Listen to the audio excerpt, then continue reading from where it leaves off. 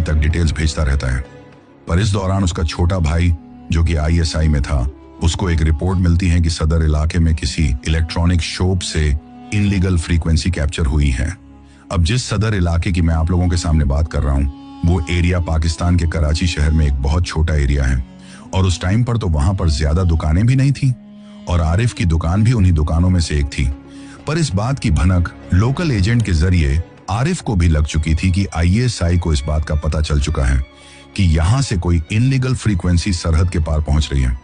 ऐसे में उस वक्त आरिफ के पास दो रास्ते थे, या तो वो परमानेंटली सिग्नल भेजना बंद कर देता और खुद को बचा लेता, या फिर एक आखिरी डिटेल सिग्नल भेजकर पूरी जानकारी हिंदुस्तान तक पहुंचा देता, जिसमें पाकिस्तान नेवी की मूवमेंट की पूरी जानकारी थी। और उस वक्त उसने वही दूसरा रास्ता चुना। उस रात उसने अपनी दुकान जल्द ही बंद कर दी थी, क्योंकि अब उसके द्वारा अपनी दुकान से कोई भी सिग्नल भेजना खतरे से खाली नहीं था। इसी वजह से वो उस रात बिल्कुल नॉर्मल रूटीन की तरह अपने घर पर जाता है। उसके चेहरे की हालत देखकर घर वालों को यही लगता है कि शायद काम की वजह से वो थक चुका है। इसी वजह से सब लोग जल्द ही खाना खाकर सो जाते हैं, लेकिन आरिफ की आंखों में नींद बिल्कुल भी नहीं थी। वो बस सबके ठीक तरीके से सो जाने का इंतजार कर रहा था और रात के करीब 3 बजे अपने ट्रांसमीटर को लेकर वो चुपचाप घर की छत के ऊपर जाता है।